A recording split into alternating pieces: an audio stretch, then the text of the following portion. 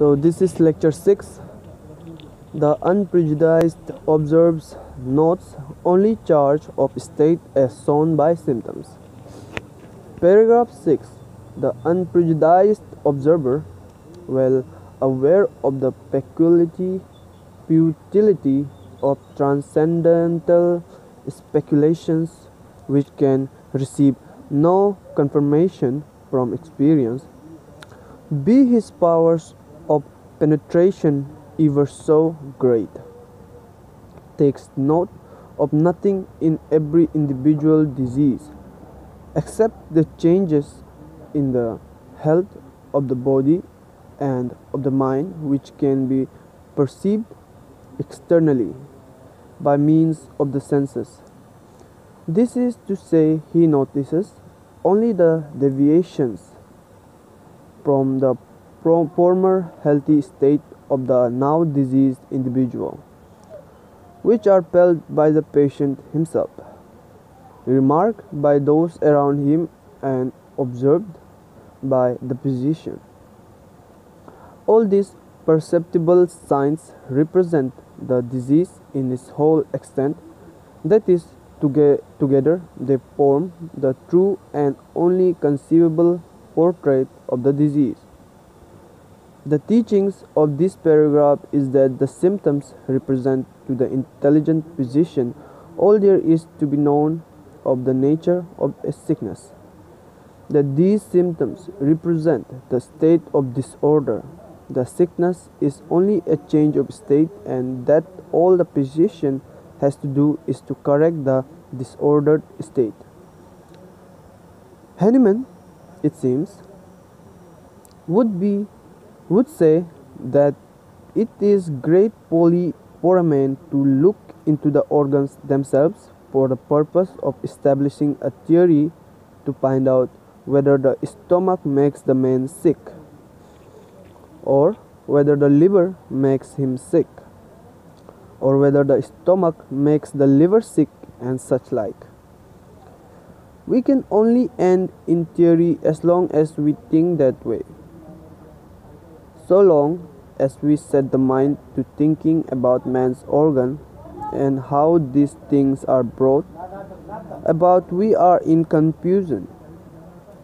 But not so when we meditate upon the symptoms of the sick man as fully representing the nature of the disease, after these have been carefully written out. Hahnemann starts out in this paragraph by speaking of the unprejudiced observer. It would seem almost impossible to find at the present time one who could be thus described. All men are prejudiced. Man is fixed in his politics, fixed in his religion, fixed in his ideas of medicine. And because of his prejudice, he cannot reason. You need only talk to him a moment on these subjects, and he will begin to tell you what he thinks. He will give his opinion, as if that had anything to do with it. Men of the present day cannot recognize law, and hence they are prejudiced. But when men have authority on which they can rest, then they can get rid of their prejudices. Suppose we have a large dictionary that we say is an authority on the spelling of words. If a club of 150 men have bought that dictionary and put it into a closet and say, "That is how we agree to spell," that is a recognition by this man that the book is authority. There would be henceforth no argument on the question of spelling. But if there were no authority, one man would spell one way and another man in another way. There would be no standard of spelling. Such is the state of medicine at the present day. There is no standard authority.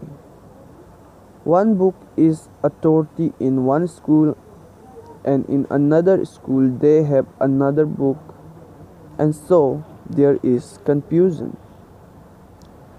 Men cannot get rid of prejudices until they settle upon and recognize authority.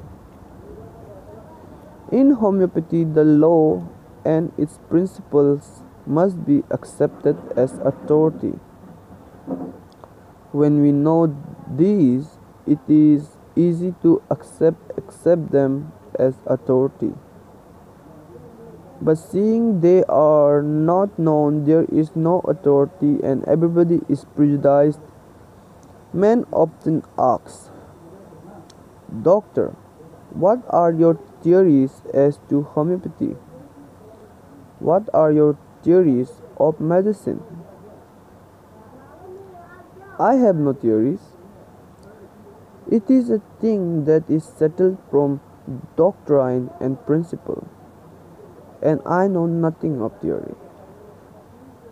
A woman came into my office this morning and said, "Doctor, I have always been treated by the old school, but the doctors were unable to decide whether liver made my stomach sick or the stomach made the liver sick.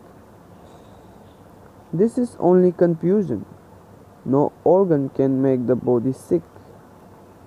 Man is prior to his organs. Parts of the body can be removed, and yet man will exist. There is no such thing as one organ making another sick." When we realize that the course of things is from center to circumference, we must admit that the stomach was caused to be in disorder from the center, and that the liver was caused to be in disorder from the center, but not that they made each other sick. One who has been taught such ideas cannot rid himself of them for a long time. It is a matter of years to get out of these whims and notions which we have imbibed from our inheritance. We cannot rid ourselves of confusion until we learn what confusion is.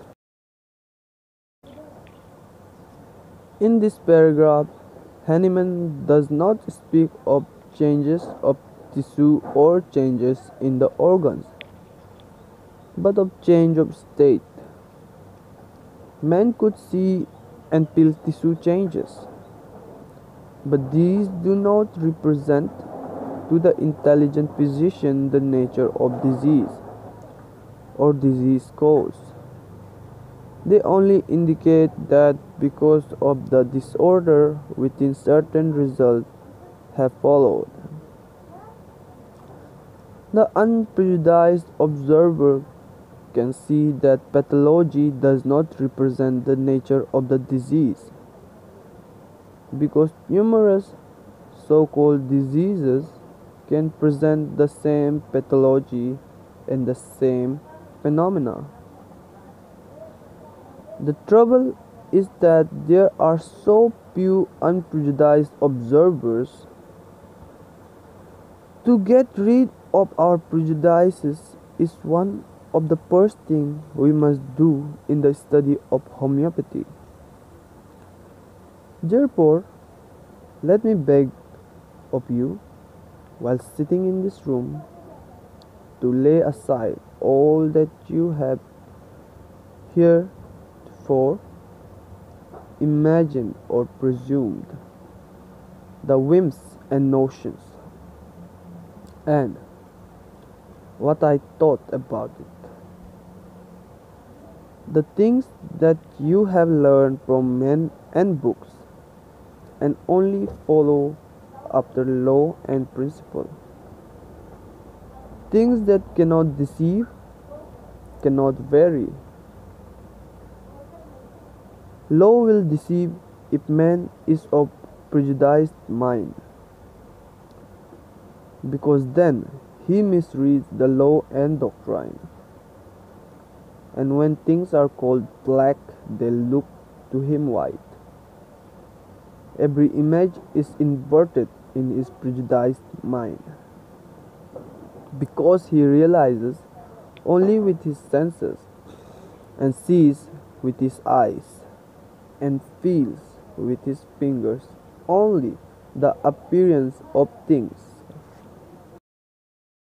Just as we say that the sun rises, judging from our eyes, although we know from our intelligence that it does not rise. If we believe our senses only, we will accept all the notions of man. If the senses were invariable, man would agree, but they are variable, and no two men will agree in everything.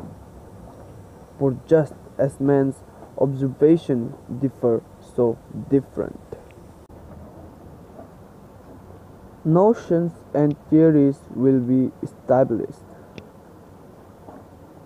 We must try to get rid of the prejudice that we have been born with and educated into, so that we can examine the principles and doctrines of homeopathy and seek to verify them.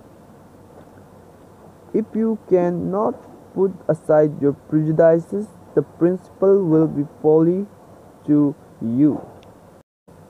The prejudiced observer is the only true scientist.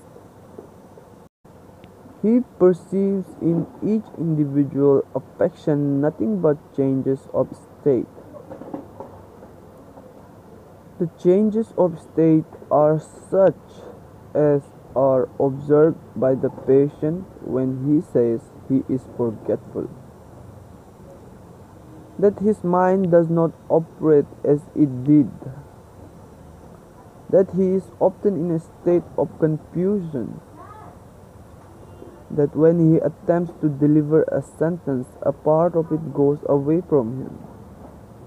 The idea passes away, or that he is becoming irritable where he was pleasant, that he is becoming sad whereas he was cheerful before,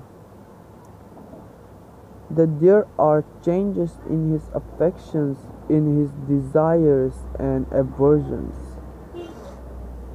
These things relate to states, not to the diseased tissues, but to a state of disorder or want of harmony. Dr. Finke expresses it as a distunement. After the patient has related everything he can about his changes of state, the physician may be aided by information from outsiders, from relatives who look upon the patient with goodwill, who wishes them well. If the husband be sick, it is well to get the wife's testimony. After the physician has written down all the information in accordance with the directions of aphorism 85, for the taking of the case, he then commences to observe as much as he can concerning the disorder, but more particularly those things which the patient would conceal or cannot relate. or does not know. Many patients do not know what they are awkward, that they do peculiar and strange things in the doctor's office, things that they would not do in health, and these are evidences of change of state. The physician also notes what he sees, notes odors, the sounds of organs, chest sound, intensity of fever by his hand or by a thermometer, etc. And when he has gone over this entire image, including everything that can represent the disease, he has secured all that is of real value to him. There may be changes in tissue present, but there is nothing in the nature of diseased tissue to point to a remedy. It is only a result of disease. Suppose there is an abdominal tumor or a tumor of the mammary gland. There is nothing in the fact that it is a tumor or in the aspect of the tumor that would lead you to the nature of the change of state. The things that you can see, that is, the changes in the tissues, are of the least importance. But what you perceive in the patient himself, how he moves and acts, his functions and sensations are manifestations of what is going on in the internal economy. A state of disorder represents its nature to man by signs and symptoms. And these are things to be prescribed upon. Let us suppose a case which presents as yet no pathological changes, no morbid anatomy, one that has only functional changes, the collections of signs and symptoms presents to the intelligent physician the nature of the state, and he is clear as to the remedy. But if the patient does not receive that remedy, what will happen? The case will go on for a while, perhaps for 2 or 3 years, and when he returns to you on examination, you will find that he has cavities in his lungs, or an abscess in his liver, or albumin in the urine, etc. If it were the last, you, according to the old patient notions and theories, you must now prescribe the bright disease. You would not think that the remedy which you figured out 2 years before fitted his case perfectly then, and is what he must have now. But he needed that remedy from his childhood, and you were able to figure it out from the symptoms of his change of state, pure and simple, without tissue changes. Do you suppose because the disease has now progressed into tissue change, the organs are breaking down and the man is going to die, that this has changed the primitive state? The man needs the same course of treatment that he has needed from his babyhood. The same idea of his disease must prevail now that prevailed before he had the tissue changes. Bright's disease is not a disease, it is simply the ultimate or organic condition which has followed the progress of the original change of state. Under other circumstances, that change of state must have affected his liver or his lungs. Tissue changes then do not indicate the remedy, and so as physician we must learn to examine symptoms which are prior to morbid anatomy. To go back to the very beginning, such a patient as I have described must be looked upon as when he was in the simple change of state before matters were complicated. Beside these, there is no manner of treatment for Bright's disease or any other organic change. Our remedies appeal to man before his state has changed into disease ultimates. And these remedies do not change because morbid anatomy has come on. They appeal as much after tissue change as before it. If we do not know what the beginnings are, we cannot in an intelligent way treat the endings. In a footnote, Hahnemann says, I know not, therefore, how it was possible for physicians at the sickbed to allow themselves to suppose that, without most carefully attending to the symptoms and being guided by them in the treatment, they ought to seek and could discover only in the hidden and unknown interior what there was to be cured in the disease, etc. The learned man in the old school today would say, "Oh, I do not care anything about your symptoms. I do not care if you are forgetful or irritable. If you do not sleep, I will give you something to make you sleep. But I must sound your liver, for that it is cause of all your trouble, and I will prescribe for that." He supposes the liver is the cause of all the trouble, and believes that when that is corrected, he has cured his patient. What a false idea!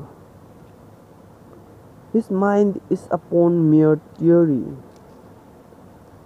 It is common when they do not know what has killed a man to make a post-mortem in order to discover the cause, and by this they find out certain pathological conditions, but the aim of the physician is to discover in his next patient that just these conditions are present.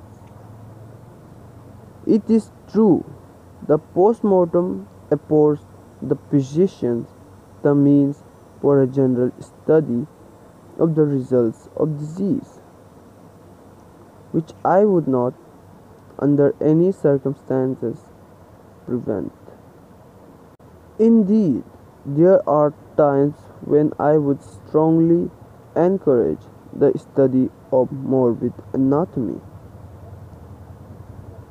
The physician cannot know too much about the ending of disease. He should become truly acquainted with the tissue in all conditions, but to study these with the idea that he is going thereby to cure sick folks, or that the things he picked up at such times are going to be applied in making prescriptions.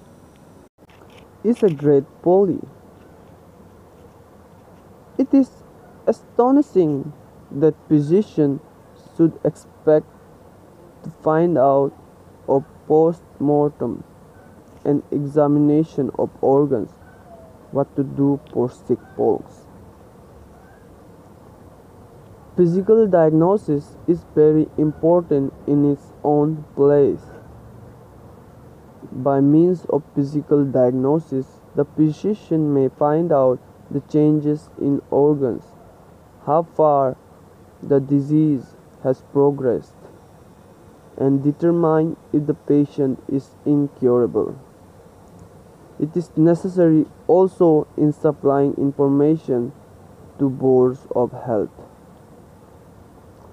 It may also decide whether you should give curative or palliative treatment. But the study of pathology is a separate and distinct thing from the study of materia medica. In many instances, police examinations are made. In the colleges, women are examined with the speculum before a symptom is given. And if the mucous membrane is red and the patient gets hemamelis, and so on in a routine way through 5 or 6 remedies which cover all the complaints of women, half a dozen remedies constitute the armamentarium of many of the eminent gynecologists. Such a practice as that does not cure, does not benefit temporarily.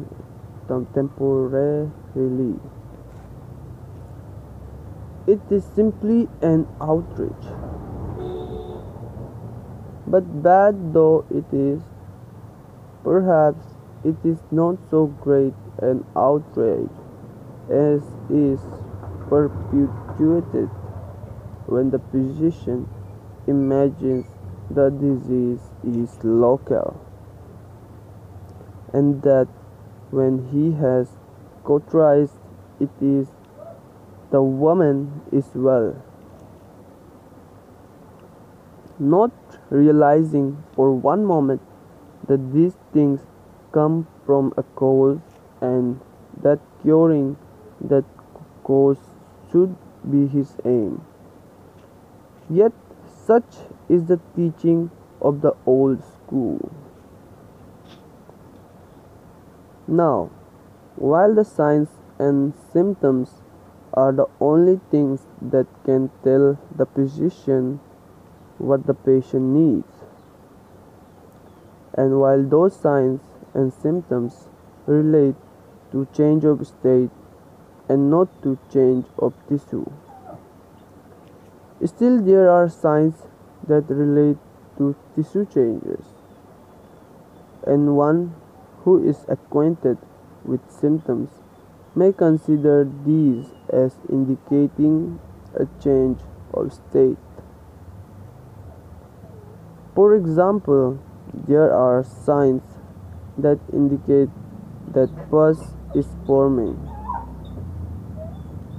There are appearances that will lead the inexperienced physician to know that the result of disease are coming.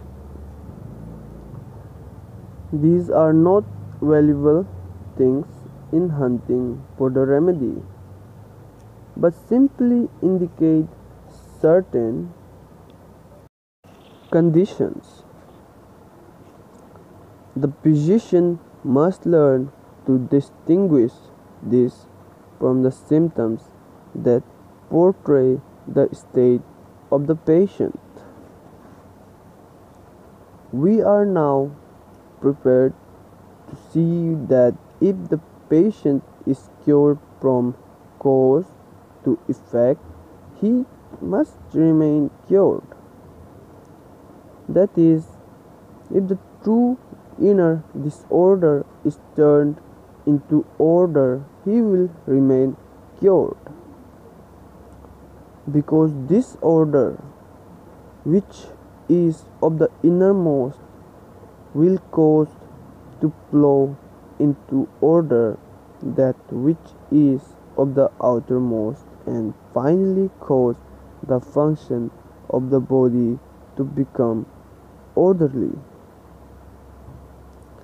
The vital order will cause tissue order, because the vital order extends into the very outermost of the tissues, and tissue garment and order is a vital order.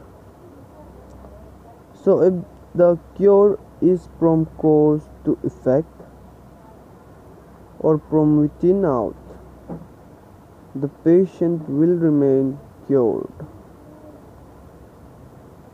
In curable cases, the effects may be removed temporarily or palliated, but the patient himself has not been cured as to cause, and owing to the fact that the patient cannot be cured, the old changes will return and grow stronger, because it is in the nature of the chronic cases to increase or progress. Certain results of disease which remain after the patient is cured can be removed if necessary, but it is not well to remove them before the patient is cured. If the patient has a disease on the foot bones after a bad injury and the foot cannot be cured, first cure the patient, and then, if the foot is so clumsy and useless that he would rather have a wooden one, remove the foot. If you have to deal with a worthless honeycombed knee joint, first cure the patient, and then, if the knee can never be useful and the limb is cold and the muscles are flabby, consider the question of replacing it with an artificial one. If the economy, after being turned into a health, cannot cure the knee, nothing that can be done to the knee can cure it. When disease locates upon the extremities, cure the patient first. Do not say that the patient is sick because he has white swelling, but the white swelling is there because the patient is sick. Thank you.